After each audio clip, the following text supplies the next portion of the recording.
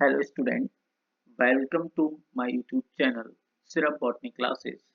इस वीडियो में हम बायोकेमिस्ट्री मल्टीपल चॉइस क्वेश्चन का पार्ट सेकंड लेके आए हैं।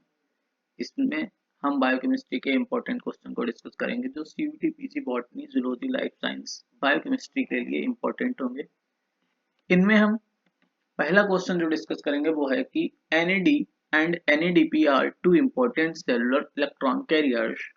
NAD is generally associated with catabolic reaction जबकि NADP with anabolic reaction.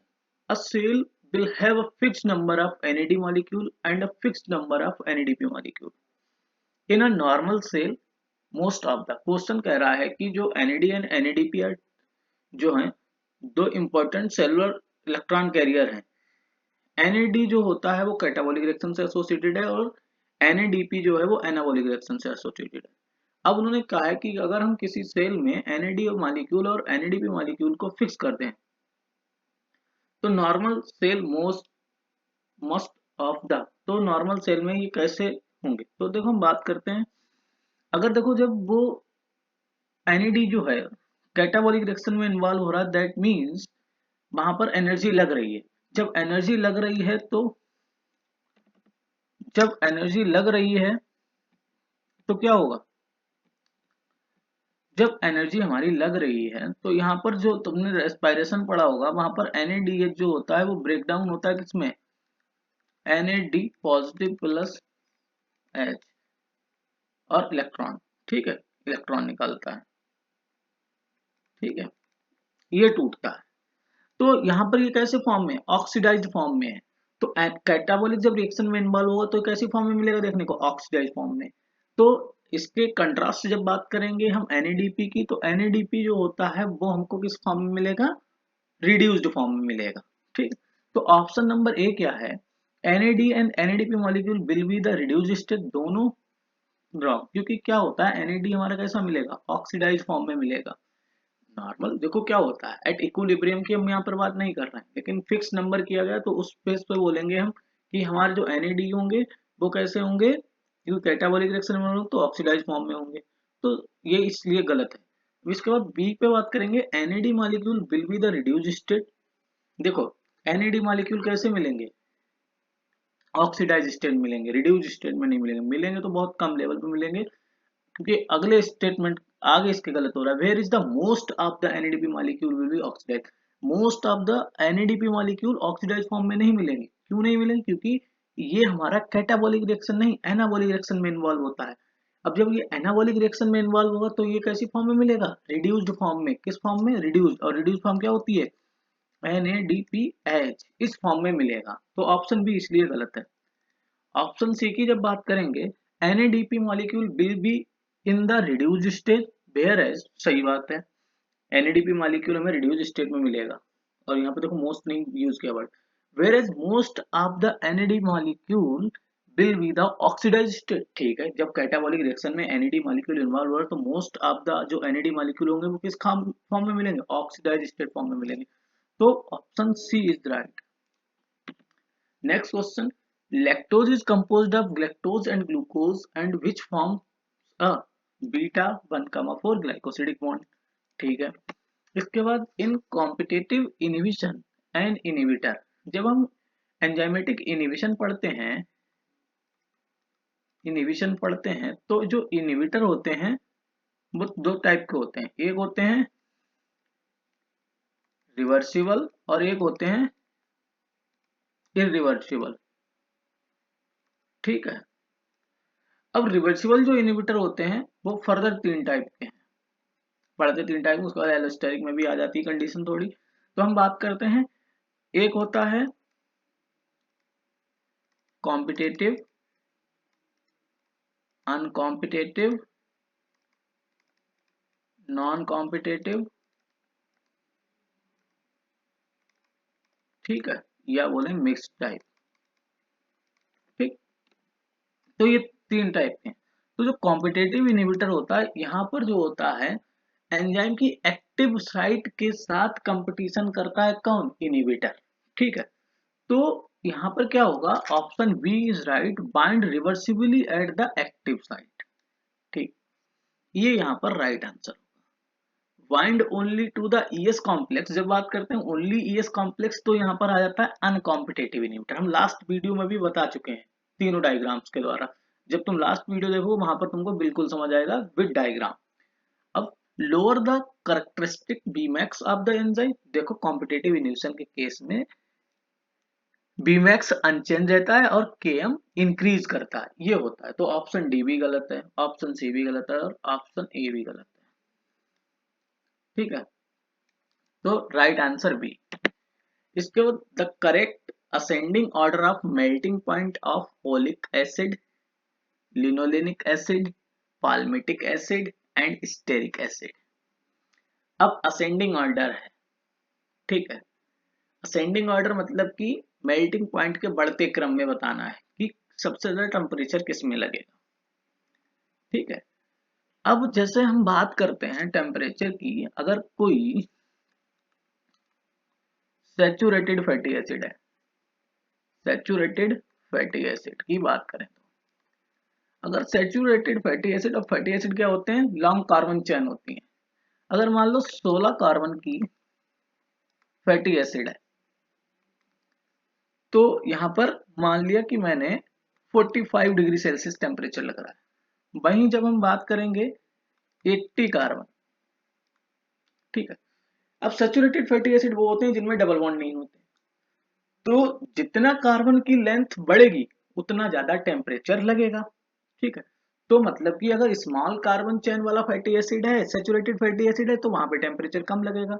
Long carbon chain वाला सैचुरेटेड फैटी एसिड है, वहां पर क्या होगा, टेम्परेचर ज्यादा लगेगा।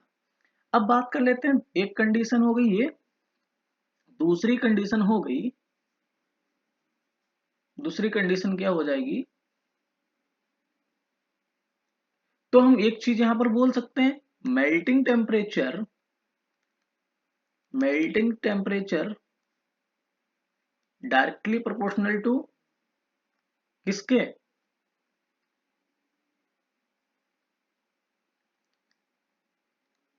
Carbon chain, number of carbon chain या नंबर ऑफ कार्बन। जो नंबर ऑफ कार्बन होंगे, number of carbon in a fatty acid chain. ठीक, तो नंबर ऑफ कार्बन जब ज्यादा होंगे तो मेल्टिंग टेम्परेचर ज्यादा लगेगा। अब दूसरी कंडीशन हम यहाँ पर अब देख लेते हैं कि अनसैचुरेटेड फैटी एसिड की बात करते हैं। अनसैचुरेटेड फैटी एसिड वो फैटी एसिड होते हैं जिनमें क्या होता है, अनसैचुरेटेड फैटी एसिड वो फैटी एसिड होते हैं जिनमें डबल बॉन्ड प्रेजेंट होते हैं। अब जब हम बात करते हैं अनसैचुरेटेड फैटी एसिड की, तो वहां पर डबल बॉन्ड की बात आ जाती है। अब डबल बॉन्ड दो फॉर्म में हो सकते हैं, एक सिस और दूसरा ट्रांस। ठीक है, अब जैसे मान लो, एक तो यहाँ पर कंडीशन ये 16 कार्बन का है, 16 कार्बन का दोनों है, एक है सैचुरेटेड और एक है अनसैचुरेटेड, तो इसमें यहाँ पर टेम्परेचर कम लगेगा। 16 वाले में टेम्परेचर ज्यादा लगेगा, मेल्टिंग पॉइंट उसका ज्यादा होगा, मेल्टिंग टेम्परेचर ज्यादा होगा। ठीक है, जबकि अनसैचुरेटेड का क्या होगा, मेल्टिंग पॉइंट लोअर होगा, मतलब कि टेम्परेचर जो होगा इसमें कम लगेगा अनसैचुरेटेड फैटी एसिड। लेकिन in case of unsaturated fatty acid further दो कंडीशन, एक सिस एंड ट्रांस। सिस वाले में जो होता है, सिस वाले में टेम्परेचर ट्रांस की कंपेरिजन में कम लगता है।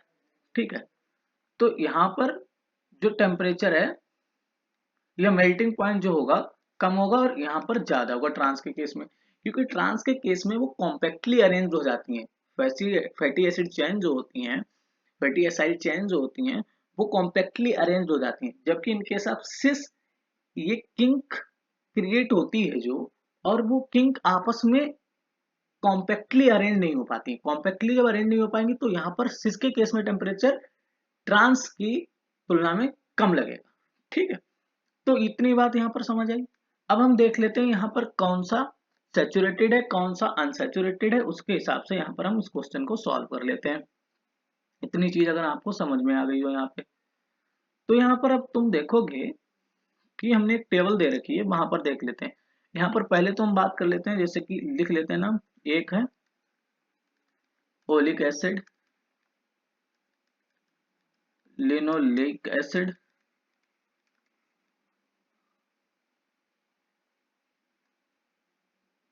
और अगला है पाल्मिटिक एसिड, और उसके बाद है स्टेरिक एसिड। ठीक है, अब हम टेबल में देख लेते हैं। जैसे कि ओलिक एसिड है वो 18 कार्बन का है। कितने कार्बन का है? 18 कार्बन का है, और इसमें एक हमारा क्या है? डबल बॉन्ड है। तो हम यहाँ पर देख लेते हैं, ओलिक एसिड जो है 18 कार्बन का है और इसमें एक डबल बॉन्ड है। ठीक है, इसके बाद हम देखते हैं ओलिक एसिड हो गया, फिर है लिनोलेइक एसिड। लिनोलेइक एसिड ये 18 दो वाला है, 18 कार्बन और दो हमारे यहाँ पर डबल बॉन्ड है। ठीक है, इसके बाद हमारा क्या है? Palmitic acid. पाल्मेटिक एसिड जो है हमारा वो है सैचुरेटेड फैटी एसिड है और 16 कार्बन का है। 16 कार्बन का है, सैचुरेटेड फैटी एसिड है। अब बात करेंगे हम स्टेरिक एसिड की। तो स्टेरिक एसिड जो है हमारा 18। अब इसने क्या कहा है कि असेंडिंग आर्डर में मेल्टिंग पॉइंट को लिखना है। तो देखो सबसे ज्यादा टेम्परेचर किसमें लगेगा? स्टेरिक एसिड में। ठीक है, उसके बाद पाल्मेटिक एसिड में, फिर लिनोलेनिक एसिड में, और उसके बाद ओलिक एसिड में। ये यहाँ पर इसका क्रम होगा। ठीक है, ओलिक एसिड जो है 18 कार्बन है लेकिन एक डबल बॉन्ड है, और लिनोलेनिक एसिड में दो डबल बॉन्ड है। तो देखो नंबर ऑफ कार्बन तो सेम है, हमने बताया अनसैचुरेटेड फैटी एसिड में बॉन्ड बॉन्ड से वेरी करता है। अगर एक सिंगल बॉन्ड होगा और एक में दो डबल बॉन्ड है और दोनों कार्बन 18 के हैं, तो दो डबल बॉन्ड वाले में टेम्परेचर कम लगेगा, एक डबल बॉन्ड वाले में टेम्परेचर ज्यादा लगेगा। ठीक है, तो यहाँ पर हम अब अरेंज करते हैं, और हम इस सैचुरेटेड फैटी एसिड का बता ही चुके हैं। देखो 16 कार्बन का है तो यहाँ पर टेम्परेचर कम लगेगा, 18 कार्बन वाले में टेम्परेचर ज्यादा लगेगा। तो अब हम बात करेंगे, सबसे पहले आएगा ये, दूसरे नंबर पे ये, तीसरे नंबर पे ये, और चौथे पर ये।